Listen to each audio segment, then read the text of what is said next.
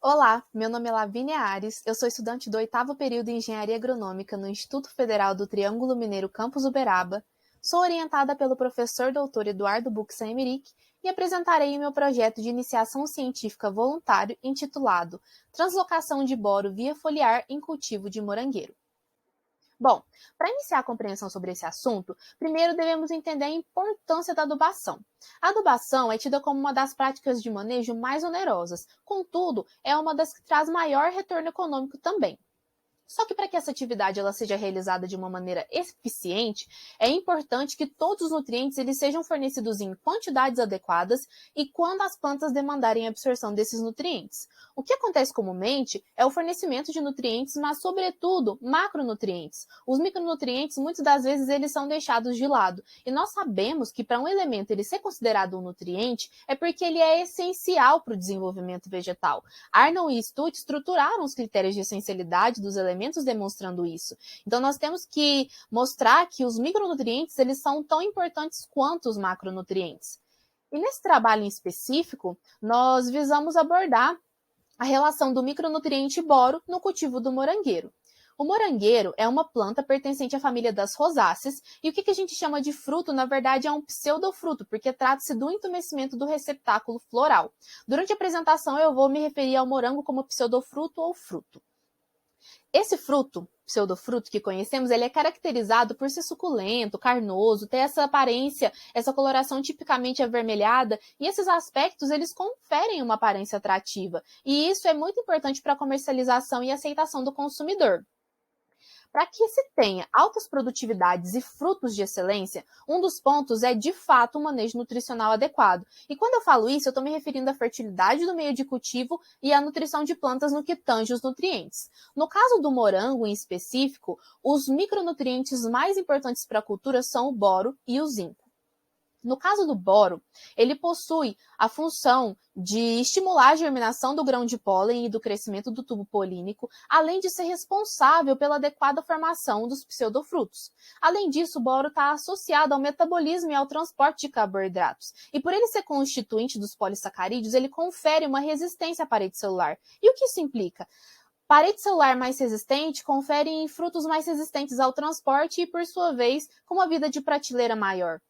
Também podemos elencar a participação do boro, a contribuição do boro em atributos pós-colheita, como cor, textura, aroma, açúcar, acidez.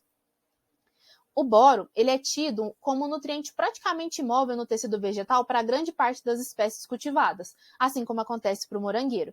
E uma adubação à base de boro ineficiente pode conferir na deficiência deste. E isso resulta em frutos como demonstrado nessa imagem, frutos mal formados e deformados. Fornecer esse nutriente em quantidades adequadas diretamente onde é necessário, que no caso é no morango, pode garantir a produtividade e frutos adequados à comercialização. Dessa forma, o objetivo desse trabalho foi avaliar a translocação de boro com a utilização de um produto boromóvel aplicado via foliar em plantas de morangueiro, comparando com o ácido bórico, que é a principal fonte de boro utilizado pelos produtores hoje em dia, também aplicado via foliar, para a gente comparar a produção e a qualidade desses pseudofrutos. O experimento ele foi instalado em uma casa de vegetação no setor de horticultura do IFTM Campus Uberaba. O delineamento utilizado foi o inteiramente casualizado e contou com 5 repetições. Os tratamentos consistiram de ácido bórico, boro móvel e uma parcela sem nenhum tratamento. As doses foram 200, 400, 600 e 800 gramas por hectare de boro. Então fizemos regra de 3 para determinar certinho qual era a concentração. A parcela experimental, ela constituiu de um vaso plástico com capacidade de 13 litros, preenchido com substrato e 2 mudas de morangueiro cada. Essas mudas elas foram transplantadas no dia 16 de junho de 2020. Durante esse período, foram realizadas adubações, tanto a de base quanto de cobertura, de acordo com a recomendação da 5ª aproximação. Além disso, instalamos iscas para controlar pragas que estavam atacando o morangueiro.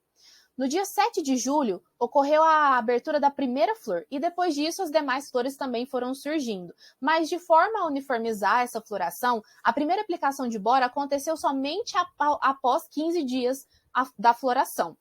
E essa aplicação de boro, ela foi feita utilizando um pulverizador manual. Nós fizemos uma solução estoque para cada tratamento com a sua respectiva concentração e aplicávamos esse boro visando isolar as flores, ou seja, aplicávamos somente nas folhas, porque a gente queria de fato avaliar se havia uma translocação do boro aplicado nas folhas para as flores que não tinham sido aplicadas. 15 dias depois dessa primeira aplicação de boro, nós realizamos a segunda pulverização da mesma maneira da anterior, isolando as flores. Depois de 7 dias, nós realizamos a colheita, onde avaliamos diversas variáveis. A campo, determinamos a quantidade de morangos por tratamento, o comprimento e o diâmetro equatorial, e analisamos cada morango a fim de determinar se eles possuíam ou não defeitos. Se possuíam defeitos, classificávamos entre defeitos leves ou graves, de acordo com esse encarte. Feitas essas anotações, nós levávamos esses morangos para o laboratório para determinar sua massa. Depois de pesados, cada tratamento era separado em um becker e identificado. Os morangos eles eram triturados com auxílio do mixer e essa mistura era retornada para o becker, sempre identificado qual era o tratamento.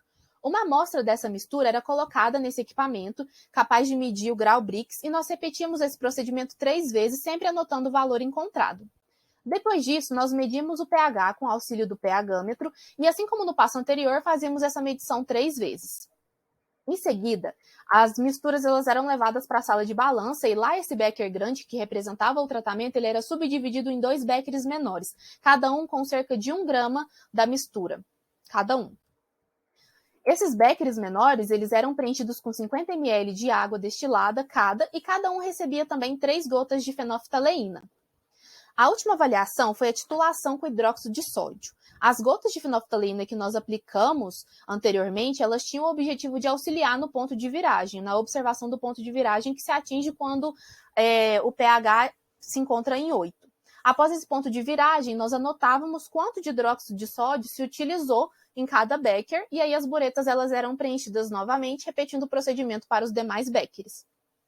Esses mesmos passos que eu citei, eles foram realizados na segunda colheita. E essa segunda colheita, ela aconteceu no dia 18 de setembro. Só para ficar mais claro, as colheitas elas eram realizadas mensalmente e no intervalo entre uma colheita e outra eram feitas 2 aplicações de boro, que acontecia de 15 em 15 dias.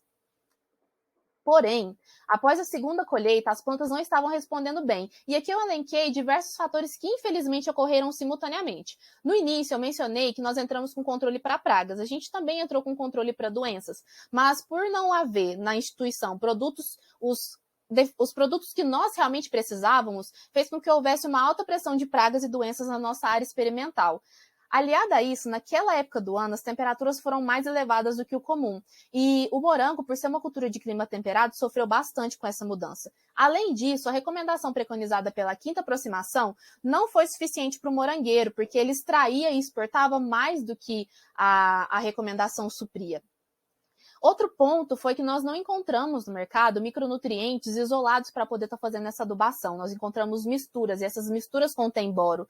Então, muitos micronutrientes não foram aplicados porque nós não podíamos aplicar o boro junto. E isso fez, essa junção de fatores, conferiu em plantas no seguinte estado. Isso representa mais de 70% da nossa área experimental. Algumas plantas elas já abortavam flores logo no início, outras eram atacadas por percevejos das frutas, que causam uma deformação no fruto. Além disso, haviam lagartas, ácaros e alta incidência de doenças fúngicas como a antracnose. Dessa maneira, por termos interrompido o experimento, infelizmente a gente não tem resultados, mas o que a gente esperava era notar uma diferença qualitativa e quantitativa entre os tratamentos. Qualitativa no que tange o formato do fruto, açúcar, acidez, vida de prateleira, e quantitativa quando a gente se refere à produtividade. Nós já providenciamos novas mudas e a proposta era reimplantar no meio desse ano. Contudo, as temperaturas surpreenderam novamente e conseguiram ser mais altas do que no ano passado, em uma época que o morango ainda não tinha se desenvolvido bem. Isso fez com que as plantas se estagnassem e não produzissem. Assim, nós estamos cultivando essas plantas para que, quando as temperaturas ficarem mais amenas, haja a emissão de estolões e assim nós possamos produzir novas mudas para reimplantar esse experimento na safra do ano que vem. Aqui se encontram as referências utilizadas para a realização desse trabalho E para finalizar, eu gostaria de agradecer primeiramente ao meu avô, que foi e é o meu parceiro de experimento, estando presente em praticamente todas as atividades do projeto. Além disso, agradeço em nome do meu orientador e amigo Eduardo, o Núcleo de Estudos em Agricultura Funcional. Também agradeço ao Carlos, do Santos Hortifruti, por nos ter doado as mudas e ao Grupo Multitécnica por ter fornecido o produto à base de boro utilizado nesse experimento. Nesses slides se encontram o meu contato e o do meu orientador, caso haja eventuais dúvidas. Muito obrigada!